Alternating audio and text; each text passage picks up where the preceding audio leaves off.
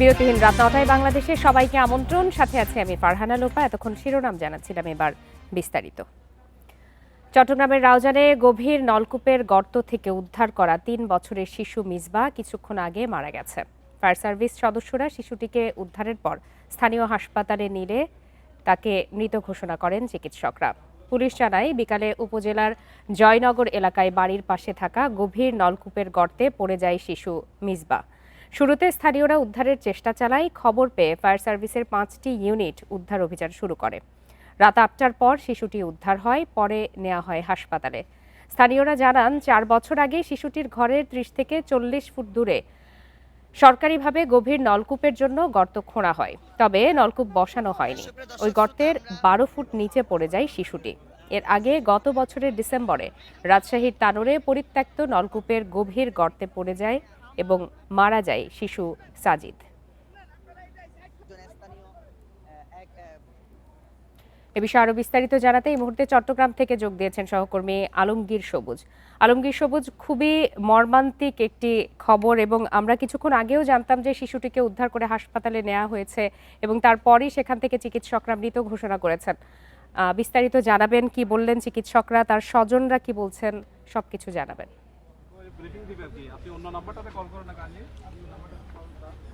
আসলে আপনি যেমনটা বলছেন সেটাই, খুবই হৃদয় বিদারক ঘটনা। রাজশাহীর পরে চট্টগ্রামও যে গভীর নলকূপের গর্তে পড়ে আরেকটা শিশু মারা গেল চট্টগ্রামের রাউজানে। আমরা এই মুহূর্তে আছি চট্টগ্রামের রাউজান স্বাস্থ্য কমপ্লেক্সে। এখানে একটু আগে এই শিশুকে নিয়ে আসা হয়েছে এবং চিকিৎসকরা বলেছেন শিশুটি মারা গেছে। বিষয়টা হচ্ছে আসলে আমরা যেটা জেনেছি, স্থানীয়ভাবে কথা বলে এবং স্থানীয়দের সাথে আলাপ করে, ওই কয়েক বছর আগে যেখানে ঘটনাস্থল সেখানে গভীর নলকূপের জন্য গর্তটা করা হয়েছে, কিন্তু কোনো কারণে সেটা আসলে ওই জায়গায় স্থাপন না করে পাশে আরেকটি জায়গায় নলকূপে স্থাপন করা হয়। এই কারণে যে আগের যে গর্ত সেটা থেকে যায় এবং সেখানে আসলে ভরাট করা হয়নি। এই আজকে যে দুর্ঘটনা ঘটেছে সেখানে সেই যেটা ভরাট করা হয়নি সেই গর্তের মাধ্যমে দেখতে পাচ্ছি যে এই মৃত্যুর ঘটনায় সম্ভবত ফায়ার সার্ভিসের পক্ষ থেকে ব্রিফিং করা হচ্ছে। আমরা কি আপনার মাধ্যমে সেটি শুনতে পারবো কিনা এই মুহূর্তে?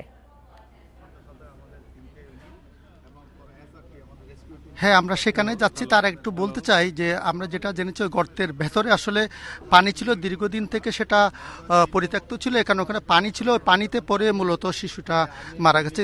যেহেতু অনেকক্ষণ সেখানে শিশুটা ছিল, এই কারণে মারা গেছে। ফায়ার এবং ডাক্তাররা যেটা বলছেন, আমরা একটু ব্রিফিংয়ে যাচ্ছি। ফায়ারের জসিম ভাই যিনি ব্রিফ করছেন। আমরা এই মনিটরিংয়ের সাথে উদ্বুদ্ধ হয়ে এবং আমাদের কাজগুলো দ্রুত সময়ে আমরা কমপ্লিট করতে সক্ষম হই।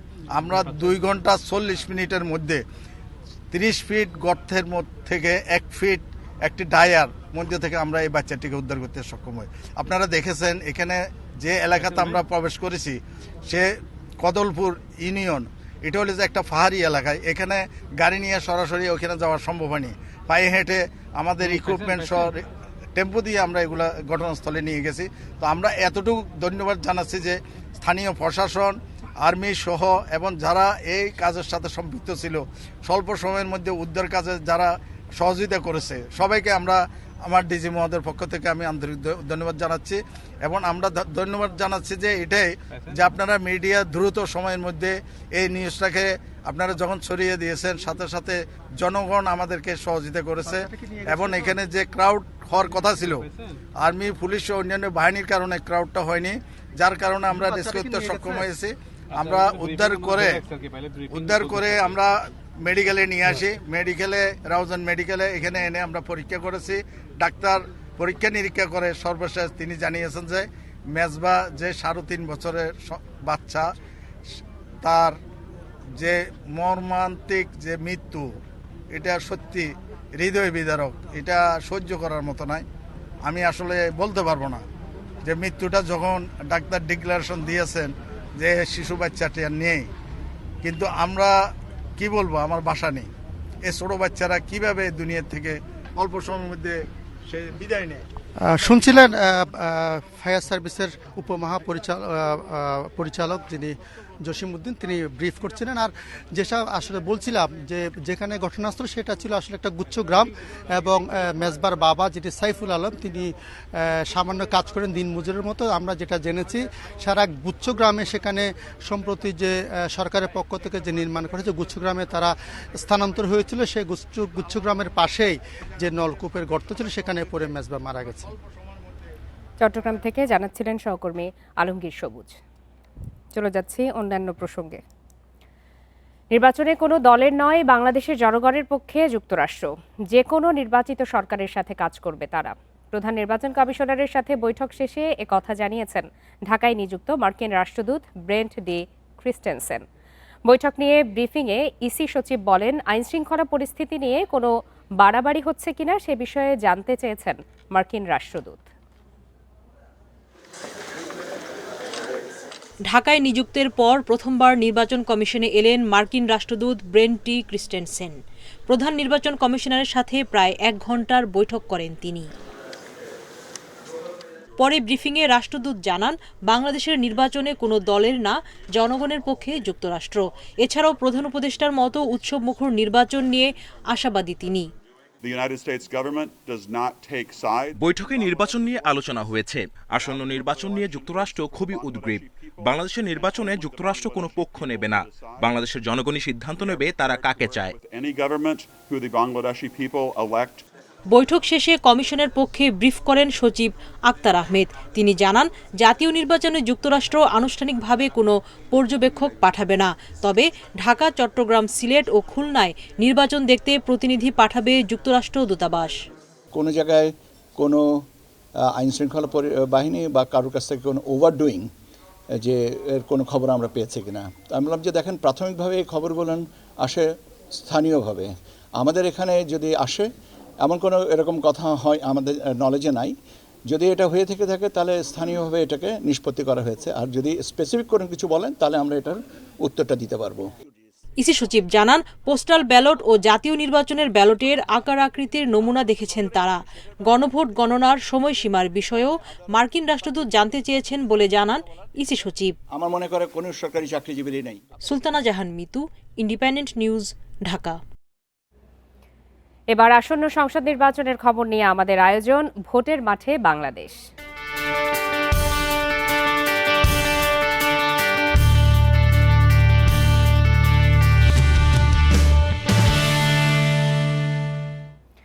যাদের কথাই শালীনতা নেই তাদের উস্কানিতে পা না দিতে নেতাকর্মীদের প্রতি আহ্বান জানিয়েছেন ঢাকা ৮ আসনের বিএনপির প্রার্থী মির্জা আব্বাস। আর এনসিপির নাসির উদ্দিন পাটোয়ারি চ্যালেঞ্জ ছুঁড়ে দিয়ে বলেছেন, তার প্রতিপক্ষ এমপি নির্বাচিত হলেও চাঁদাবাজি বন্ধ করতে পারবেন না।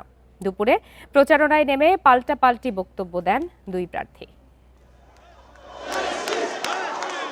৩০০ আসনের নির্বাচনের প্রচারণার মধ্যে দুই প্রার্থীর বাদানুবাদে আলোচনায় ঢাকা ৮ বুধবারও নিজ নিজ প্রচার ও জনসংযোগ থেকে দিয়েছেন পাল্টাপাল্টি বক্তব্য।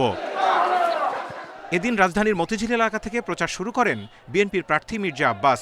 সেখান থেকে বিশাল মিছিল নিয়ে গুলিস্তান সেগুনবাগিচা ঘুরে নয়াপল্টনে বিএনপির কেন্দ্রীয় কার্যালয় এলাকায় গিয়ে শেষ করেন। এর আগে ব্রাদার্স ক্লাব এলাকায় করেন এক সংক্ষিপ্ত সমাবেশ। সেখানে প্রতিপক্ষ ১১ দলীয় জোট ও এনসিপির প্রার্থীকে উদ্দেশ্য করে বলেন, বহু আগে থেকেই তারা ষড়যন্ত্র শুরু করেছে, কোনোভাবে ক্ষমতায় যেতে পারলে দেশটা শেষ করে দেবে। তাদের উস্কানিতে পা না দেওয়ার আহ্বান জানান কর্মী সমর্থকদের। তাদের ভিতরে মিনিমাম কোনো শ্রদ্ধাবোধ নাই। বেয়াদব সব সময় কপাল খারাপ হয়, আর যার আদব কায়দা থাকে তার সব সময় কপাল ভালো থাকে। শান্তিপূর্ণ নির্বাচন হচ্ছে, আমার এখানে কোনো অশান্তি সৃষ্টির চেষ্টা করবেন না। বিএনপির সামনে বাংলাদেশের কোনো দল টিকে থাকতে পারে না। এদিকে ১১ দলীয় জোটের প্রার্থী নাসির উদ্দিন পাটোয়ারি প্রচারে নামেন কমলাপুর রেলওয়ে স্টেশন এলাকা থেকে। ভোট চান সরকারি অফিস ও স্থানীয়দের কাছে। এ সময় উস্কানির অভিযোগ নাকচ করে গুলিস্তান ও মতিঝিল সহ বিভিন্ন এলাকায় চাঁদাবাজি বন্ধের চ্যালেঞ্জ দেন প্রতিপক্ষকে। মির্জা সাহেবের পায়ে যে পাড়া দিয়েছি যে ভাই আমার সাথে ঝগড়া করেন, কেউ বলে উস্কানি দিচ্ছে নাকি, আমরা কি কারো গায়ে হলো চিমটি কাটেছি নাকি হলো গায়ে যায় একটু বলেছে যে কেমন আছো, আমরা কি কারোর সাথে দুষ্টমি করেছি না? আপনি কাজ করতেছেন, ময়লা নিক্ষেপ করেন, ডিম নিক্ষেপ করেন, ইট পাটকেল নিক্ষেপ করেন, পিছন দিক দিয়ে আইসা ঘুষি দেন, তারপরেও বলেন যে আপনারা উস্কানি দিচ্ছেন। এই কেমন রাষ্ট্র? নির্বাচনী প্রচারে সময় আছে আর 2 সপ্তাহ। ঢাকা 8 আসনের ভোটারদের অনেকে বলছেন, ভোটের দিন ঘনিয়ে আসার সাথে সাথে 2 প্রার্থীর বক্তব্যের পারদ বাড়তে পারে আরও। তাদের বিরুদ্ধে আমাদের সোচ্চার থাকতে হবে। Zahidul Bashar, Independent News, Dhaka. জোটের লোকজনের ওপর হামলা চালিয়ে নির্বাচনী শৃঙ্খলায় বিঘ্ন ঘটানো হচ্ছে বলে অভিযোগ করেছেন জামায়াতের আমির শফিকুর রহমান। দুপুরে রাজধানীর কাফরুলে নির্বাচনী গণসংযোগকালে কথা বলেন তিনি। এ সময় নিরাপত্তার শঙ্কা দেখছেন বলেও জানান দলটির আমির। এদিকে একটি দলের প্রতি পক্ষপাতিত্ব করা হচ্ছে বলে অভিযোগ করেছেন এনসিপির আহ্বায়ক নাহিদ ইসলাম। নির্বাচনী প্রচারণায় সরগরম রাজধানী। বুধবার সকাল থেকেই রাজধানীর বিভিন্ন এলাকায় প্রচারণা চালিয়েছেন প্রার্থীরা, যাচ্ছেন ভোটারদের কাছে। বুধবার সকালে রাজধানীর হাতিরঝিল ও বাড্ডা এলাকায় নির্বাচনী প্রচারণা চালান ঢাকা 11 আসনের 11 দলীয় জোট মনোনীত প্রার্থী ও এনসিপি আহ্বায়ক নাহিদ ইসলাম। আশ্বাস দেন ক্ষমতায় এলে গ্যাস, বিদ্যুৎ সহ নানা সমস্যার সমাধানের। এই এলাকা থেকেই আমার আসলে বেড়ে ওঠা, শৈশব কৈশোর সবকিছু, মানে এই এলাকার মানুষের সমস্যাগুলো আমি সবকিছুই বুঝি। এটার মধ্য দিয়ে আমি বড় হয়েছি। যে সমস্যা আপনারা ফেস করেন সেই সমস্যা আমিও ছোটবেলা থেকে ফেস করেছি। ফলে আর এই এলাকা থেকে দাঁড়ানোর অন্যতম উদ্দেশ্য নিজের এলাকার মানুষের জন্য কাজ করা। এ সময় গণমাধ্যম ও নির্বাচন কমিশন সহ অনেকেই একটি দলের প্রতি পক্ষপাতিত্ব আচরণ করছে বলেও অভিযোগ করেন নাহিদ ইসলাম। গতকালকে আমরা যেটা দেখেছি এবং এভাবে চলতে থাকলে আসলে নিরপেক্ষ বা লেভেল প্লেইং প্লেগ্রাউন্ড থাকবে না। মিডিয়া থেকে শুরু করে সব জায়গায় একটা একপাক্ষিকতা আমরা দেখতে পাচ্ছি, নির্বাচন কমিশনের ভিতরে একপাক্ষিকতা দেখতে পাচ্ছি, এবং এখন তো ফিজিক্যালি আক্রমণ করা হচ্ছে। এদিকে কাফরুলে নির্বাচনী গণসংযোগ করেন জামায়াত ইসলামীর আমির শফিকুর রহমান। বলেন, দেশের বিভিন্ন জায়গায় জোটের লোকজনের উপর হামলা চালিয়ে নির্বাচনী শৃঙ্খলা বিঘ্ন ঘটানো হচ্ছে। আমরা যদি বেটার এডুকেশন দিতে পারি তাহলে বেটার নেশন আমরা বিল্ড আপ করতে পারবো। আল্লাহ যদি সুযোগ দেন তার একান্ত মেহেরবানিতে এবং জনগণের রায়ে ভোটে, তাহলে আমরা ইনশাআল্লাহ এই এলাকাকে একটা আদর্শ এলাকা হিসেবে গড়ে তোলার চেষ্টা করব। নির্বাচনে নিরাপত্তার শঙ্কা দেখছেন জামায়াত, তবে সংশ্লিষ্টদের সাথে কথা বলে সমাধান খোঁজা হবে বলেও জানান জামায়াত আমির। Sajjad Hossain, Independent News, Dhaka. রাজধানী জুড়ে দিনভর ভোটের প্রচারে প্রার্থীরা। যানজট, পরিচ্ছন্নতার অভাব, চাঁদাবাজি ও অপরিকল্পিত নগরায়ন সহ নানা সমস্যা সমাধানের আশ্বাস তাদের। আর ভোটাররা বলছেন, এসব সমস্যা সমাধানে যাকে যোগ্য প্রার্থী মনে হবে তাকেই ভোট দিয়ে নির্বাচিত করবেন তারা। যানজট, পরিচ্ছন্নতার অভাব, চাঁদাবাজি সহ নানা সমস্যায় জর্জরিত রাজধানী ঢাকা। বছরের পর বছর পার হয়ে গেলেও পরিকল্পিত শহর হিসেবে গড়ে ওঠেনি ঢাকা। অনেক ধরনের সমস্যা আছে, ধরেন আপনি কি রাস্তাঘাটে যানজটের সময় তো হয়। জনগণের জন্য যাতে উন্নতি করতে পারে, উন্নয়ন করতে পারে, এটাই প্রত্যাশা আমাদের। এবারের নির্বাচনী প্রচারে সবচেয়ে বেশি গুরুত্ব পাচ্ছে জনদুর্ভোগ। দিনব্যাপী রাজধানীর ওয়ারি এলাকায় প্রচারণা চালান ঢাকা 6 আসনের বিএনপির প্রার্থী ইশরাক হোসেন। গ্যাস সংকট, চাঁদাবাজি সহ এলাকাবাসীর নানা সমস্যা সমাধানের আশ্বাস তার। এগুলোর বিষয়ে আমরা প্রতিশ্রুতি দিয়ে যাচ্ছি এবং 31 দফার আলোকে ভবিষ্যতে আমাদের বাংলাদেশ নিয়ে যে পরিকল্পনা রয়েছে, শিক্ষা, স্বাস্থ্য এবং বেকারত্ব দূরকরণ নিয়ে, সেগুলোর বিষয়ে আমরা কথা বলছি। ঢাকা 6 আসনের জামায়াতের প্রার্থী আব্দুল মান্নান ভোটের প্রচারে নামেন সদরঘাট এলাকায়। তিনি জানান, জবরদখল, সন্ত্রাস সহ এলাকার বিভিন্ন সমস্যা সমাধানের চেষ্টা করবেন তিনি। এই এলাকা ব্যবসা বান্ধব এরিয়া, এলাকার মানুষ চাচ্ছে যে ব্যবসা করবে কিন্তু কোনো চাঁদা দিবে না এবং কোনো প্রকার সন্ত্রাস নৈরাজ্য এখানে চলবে না। আমরা এই প্রতিশ্রুতিটা দিচ্ছি। এর আগে রাজধানীর বাসাবোতে ভোটের প্রচার চালান ঢাকা 9 আসনের স্বতন্ত্র প্রার্থী তাসনিম জারা। এ সময় তিনি বিশাল যুব সমাজের বেকারত্ব দূর করতে কর্মসংস্থানের প্রতিশ্রুতি দেন। শিক্ষা নিয়ে আছে, স্বাস্থ্য নিয়ে আছে, জীবিকা এবং অর্থনীতি নিয়ে আছে, নিরাপত্তা এবং মাদক একটা খুব বড় সমস্যা আমাদের এলাকার। সেই মাদককে কিভাবে আমরা ব্যাটল করব সেটা নিয়ে পরিকল্পনা আছে। নির্বাচনী প্রচারে জলাবদ্ধতা, যানজট, পরিবেশ দূষণ ও বর্জ্য ব্যবস্থাপনা সহ নানা সমস্যা সমাধানের প্রতিশ্রুতি দিচ্ছেন প্রার্থীরা। নির্বাচনী আমেজে জমজমাট রাজধানী। আগামীতে যারা নির্বাচিত হবেন এলাকাভিত্তিক সমস্যাগুলো চিহ্নিত করবেন এবং সেগুলো দ্রুততম সময়ের মধ্যে সমাধান করবেন, এমনটাই প্রত্যাশা সাধারণ মানুষদের। নূরে আলম, ইন্ডিপেন্ডেন্ট নিউজ, ঢাকা। নির্বাচনে ভারত সহ অন্য দেশের পর্যবেক্ষক ও সাংবাদিকদের স্বাগত জানাবে বাংলাদেশ, তবে অবশ্যই যাচাই বাছাই করা হবে। পররাষ্ট্র উপদেষ্টা আরও বলেন, সরকারকে অবহিত না করেই ভারতীয় কূটনীতিকদের পরিবারের সদস্যদের ফিরিয়ে নিয়েছে দিল্লি। নিরাপত্তার কোনো শঙ্কা নেই। বিকালে পররাষ্ট্র মন্ত্রণালয়ের সাপ্তাহিক ব্রিফিংয়ে এসব কথা বলেন তৌহিদ হোসেন। ত্রয়োদশ সংসদ নির্বাচনে আগ্রহ দেখিয়েছে অর্ধশত বিদেশি পর্যবেক্ষক। এর মধ্যে রয়েছে ভারতসহ কয়েকটি দেশের সাংবাদিকও। পররাষ্ট্র উপদেষ্টা জানান, বিষয়টি কমিশন দেখভাল করলেও ভিসা সহায়তা দিচ্ছে মন্ত্রণালয়। তবে এক্ষেত্রে কিছু প্রক্রিয়া অনুসরণ করা হবে। দক্ষিণ এশিয়ার ব্যাপারে আমাদের কোনো আপত্তি নেই। যে যে দেশ থেকে আসবে অবশ্যই হয়তো কিছু স্ক্রুটিনি হতেই পারে, যদি কোনো যারা আসলে নির্বাচন অবজার্ভার না করে যদি অন্য কোনো কাজেও কেউ আসতে চেষ্টা করে, সেটা হয়তো হোম মিনিস্ট্রি এবং মিশনগুলো হোম মিনিস্ট্রির নেতৃত্বে দেখবে। এক প্রশ্নের জবাবে তিনি বলেন, ভারতীয় কূটনীতিকদের পরিবার সরিয়ে নেওয়ার বিষয়টি সরকারকে জানানো হয়নি। ব্রিফিংয়ে উপদেষ্টা আরও বলেন, নিরাপত্তা বিঘ্ন হয় এমন কিছু ঘটেনি, তবে আওয়ামী লীগের চক্রান্ত নিয়ে শঙ্কা রয়েছে। কাজেই গণ্ডগোল হলে যারা নির্বাচনে অংশ নিচ্ছে না বা নিতে পারছে না, তাদের দ্বারাই হওয়া সম্ভব। শঙ্কা নেই, আর সংকেত যে কি আমি ঠিক বুঝতে পারছি না। এটা তাদের একেবারেই তাদের নিজস্ব ব্যাপার। তারা তাদের কর্মচারীদের পরিবারকে চলে যেতে বলতেই পারেন যে কোনো সময়। কেন বলেছেন তার আমি কোনো কারণ খুঁজে পাই না। বাংলাদেশে এমন কোনো পরিস্থিতি বিদ্যমান নেই। বাংলাদেশ চীন সম্পর্ক নিয়ে মার্কিন রাষ্ট্রদূতের উদ্বেগ প্রসঙ্গে তৌহিদ হোসেন বলেন, ঢাকা নিজের স্বার্থই দেখবে।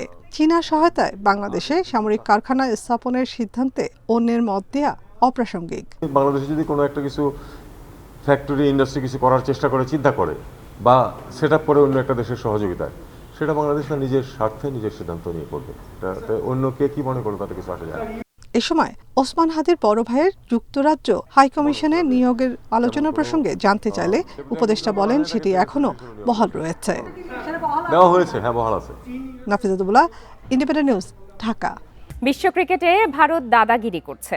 বাংলাদেশ বিশ্বকাপ খেলুক, সেটি চায়নি ওরা, এমন মন্তব্য করেছেন tiger batting coach Mohammad Ashraful.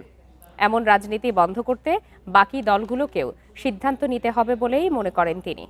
অন্যদিকে জাতীয় নির্বাচনের পর সাকিব জাতীয় দলে খেলতে পারবে বলে বিশ্বাস আশরাফুলের। ক্রিকেটের বাইরে কিছুটা সময়, 4 দেয়ালের মধ্যে যেন বন্দী। যদিও আশরাফুল এখন থাকতেন বিশ্বকাপের মঞ্চে, সেই রোমাঞ্চ, সেই স্বপ্ন শেষ হয়ে গেছে ভারতের দাদাগিরির কাছে। বিসিবি ও বাংলাদেশ সরকার সর্বোচ্চ দিয়ে চেষ্টা করলেও ভারতই চায়নি বাংলাদেশ বিশ্বকাপ খেলুক। ইন্ডিয়াই আসলে চায়নি যে আমরা ওয়ার্ল্ড কাপটা খেলি, আমার কাছে মনে হচ্ছে। কারণ আইপিএল কিন্তু ওয়ার্ল্ড কাপের পরে, তো মোস্তাফিজের যে ইস্যুটা, এটা কিন্তু ইজিলি ওয়ার্ল্ড কাপের পরে 2 ক্রিকেট বোর্ডের সাথে বসে সুন্দর মতন করতে পারতো। তারা এমন এক সময় করেছেন, এটা যে কোনো দেশই আসলে এটা রিয়্যাক্ট এরকমই হবে। ভারত পাকিস্তান সমস্যা ক্রিকেটকে রাজনীতির মাঠে নিয়েছে।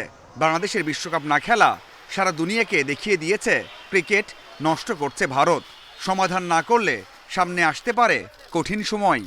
আইপিএলের সময় 2 মাস ইন্টারন্যাশনাল ক্রিকেট বন্ধ থাকে, কোনো দেশই ইন্টারন্যাশনাল খেলে না, ইন্টারন্যাশনাল ম্যাচই হয় না। তো অবশ্যই ডোমিনেট করছে, এটা সবাই আমরা জানি। এর থেকে বের হওয়ার রাস্তা অবশ্যই বাংলাদেশ এবার যেই কাজটা করেছেন, এইভাবে যদি সবাই তার জায়গা থেকে এইভাবে প্রতিবাদ করে, ডেফিনেটলি একদিন তো বের হওয়া সম্ভব হবে। বোর্ড বলছে সাকিবকে ফেরানোর চেষ্টা করা হচ্ছে। আশরাফুলও বিশ্বাস করেন জাতীয় নির্বাচনের পর খেলবেন সাকিব। শুধু একটা সিরিজ নয়, আরও কয়েকটা বছর খেলার সম্ভাবনাও দেখছেন সাবেক অধিনায়ক। সাকিবের যে সমস্যাগুলো আছে, এই সমস্যাগুলো যদি সমাধান করতে পারে, আমি শিওর যে 12ই ফেব্রুয়ারি ন্যাশনাল ইলেকশনের পরে এই সমস্যাগুলো হয়তোবা সমাধান করতে পারবে ক্রিকেট বোর্ড, এবং সাকিব নিজে এসেই হয়তোবা সমাধান করলে আমি শিওর যে 2027 ওয়ার্ল্ড কাপ যদি সে চায় ইজিলি খেলতে পারে। কারণ সাকিব এখনো দুনিয়ার সব জায়গায় খেলে বেড়াচ্ছেন। কোচ হিসেবে প্রথম বিশ্বকাপ মিস হলেও আফসোস নেই। বোর্ড আশরাফুলকে ব্যাটিং কোচ রাখতে যাচ্ছে 2027 ওয়ানডে বিশ্বকাপ পর্যন্ত। আমি যেটা চাচ্ছি সেটা আমি। Mazharul Islam, independent news. টি20তে ধারাবাহিক মুস্তাফিজুর রহমান। আইসিসি বোলার র্যাঙ্কিংয়ে উন্নতি হয়েছে ফিজের, এক ধাপ এগিয়ে 7 নম্বরে টাইগার তারকা। টি20 বোলার র্যাঙ্কিংয়ের সেরা 10-এ থাকা একমাত্র বাংলাদেশি মুস্তাফিজ। তার রেটিং 665 পয়েন্ট। এক ধাপ উন্নতিতে রিশাদ হোসেন আছেন 17 নম্বরে। অবনতি হয়েছে শেখ মাহেদির, 2 ধাপ নেমে 14 নম্বরে এই অফ স্পিনার। বোলার তালিকার সেরা 5-এ একটি পরিবর্তন, ইংল্যান্ডের আদিল রশিদকে টপকে 5 নম্বরে উঠেছেন পাকিস্তানের আবরার আহমেদ। ব্যাটার র্যাঙ্কিংয়ে তানজিদ, ইমন ও সাইফ পিছিয়েছেন 1 ধাপ। বাংলাদেশিদের মধ্যে সেরা তানজিদের অবস্থান 18 নম্বরে। ব্যাটার তালিকায় সেরা 5-এ পরিবর্তন নেই। শীর্ষে ভারতের অভিষেক শর্মা। ত্রয়োদশ জাতীয় সংসদ নির্বাচনের প্রচারে নানা বিধি নিষেধ নিয়ে জোর আপত্তি প্রার্থীদের। মাইক, বিলবোর্ড ব্যবহারে নির্বাচন কমিশনের দুর্বল তদারকি প্রার্থীদের মধ্যে বৈষম্য তৈরি করে দিচ্ছে বলেও অভিযোগ অনেক প্রার্থীর। বিশ্লেষকরা বলছেন, প্রচারণায় নতুনত্ব নির্বাচনী আমেজে ঘাটতি তৈরি করলেও ইসির দেয়া বিধিনিষেধ ইতিবাচক। সাধারণ মানুষও খুশি। একসময় নির্বাচনী আমেজ মানেই পোস্টারে ছেয়ে যাওয়া দেয়াল, অলিগলিতে রিকশার উপর বাধা মাইকের উচ্চ শব্দ আর রঙিন লিফলেটের ছড়াছড়ি। সময় বদলেছে, পুরনো স্টাইলে প্রচারণায় এসেছে নতুনত্ব। ডিজিটাল স্ক্রিন আর সামাজিক যোগাযোগ মাধ্যমে নির্বাচনী প্রচারণায় এখন নতুন মাত্রা। প্রার্থীরা সশরীরে ভোটারদের দুয়ারে যাওয়ার আগেই বার্তা পৌঁছে যাচ্ছে স্মার্টফোনের নোটিফিকেশনে। পোস্টার থাকলে একরকম থাকে, লোকজন রাস্তাঘাটে থাকে, দেখে, তাকায় তাকায় দেখে, তারপর নিজেদের নির্বাচনী চিন্তা করে সব বিষয়। এটা আমি দেখতে পাচ্ছি না এখন। পোস্টার যেহেতু নাই, তাই একদিক থেকে ভালো যে পরিবেশ দূষণটা রক্ষা পাইতেছে। ইসির সিদ্ধান্ত অনুযায়ী ত্রয়োদশ জাতীয় নির্বাচনের প্রচারে কোনো ধরনের পোস্টার ব্যবহার করতে পারবেন না প্রার্থীরা। লিফলেট, ব্যানারে থাকবে না প্রার্থী ও দলীয় প্রধান ছাড়া অন্য কারো ছবি। প্রচারে ড্রোন ব্যবহার করা যাবে না। বিলবোর্ড সর্বোচ্চ 20টি।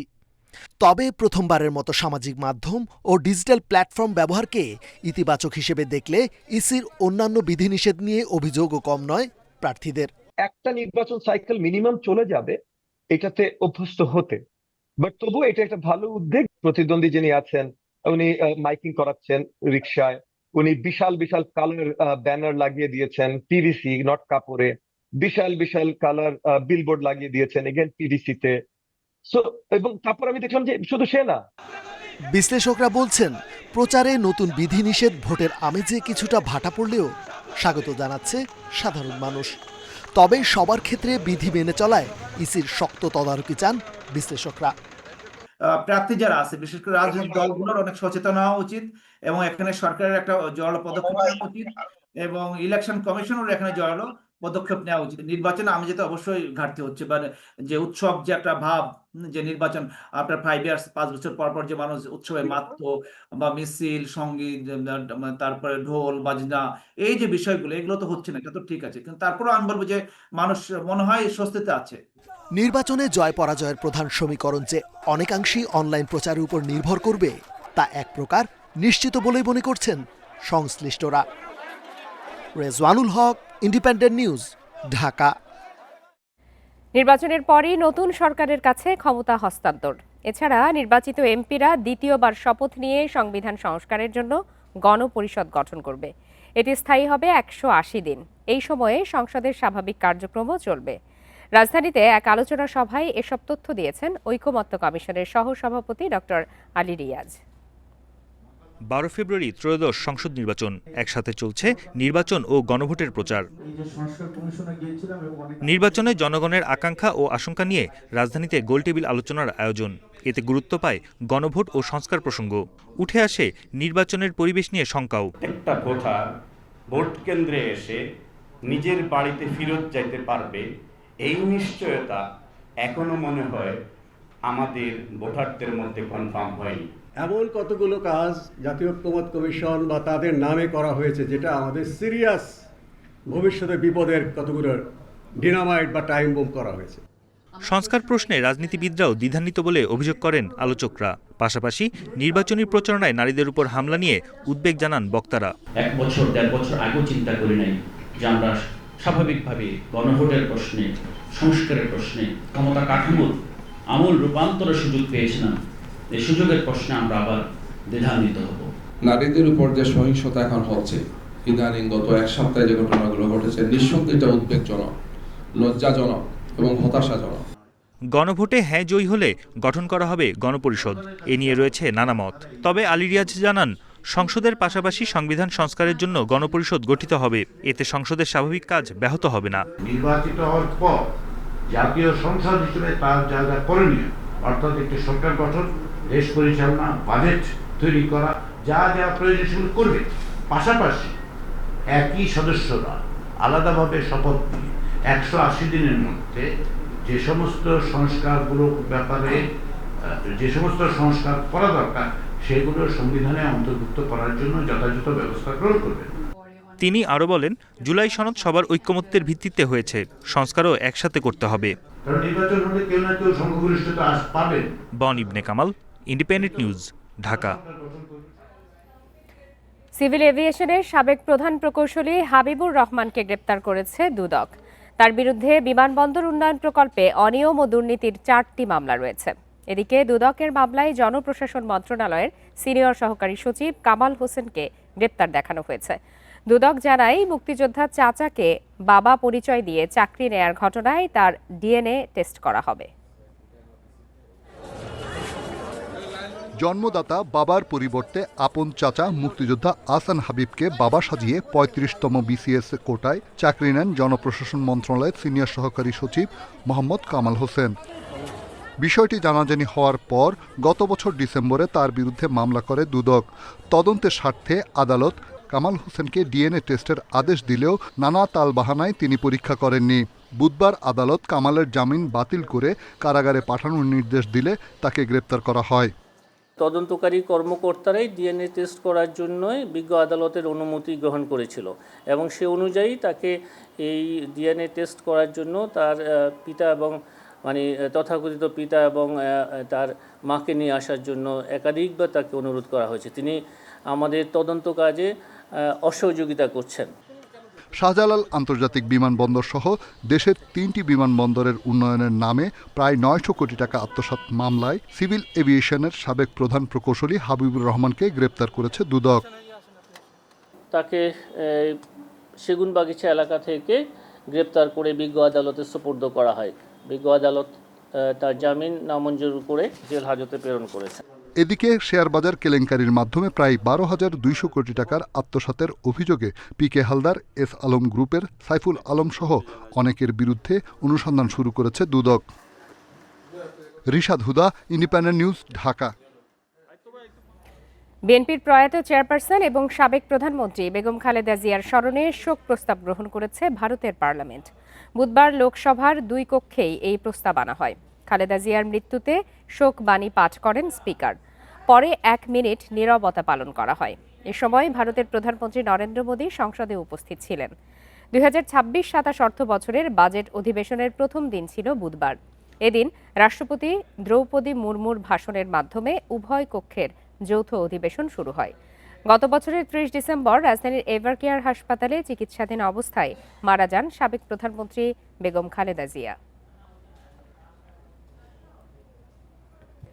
এর সাথে শেষ করছি আজকের বিরতিহীন রাত 9টায় বাংলাদেশ। ইন্ডিপেন্ডেন্ট টেলিভিশনের সর্বশেষ তথ্য জানতে চোখ রাখুন ফেসবুক, ইউটিউব আর এক্সে। ধন্যবাদ সবাইকে।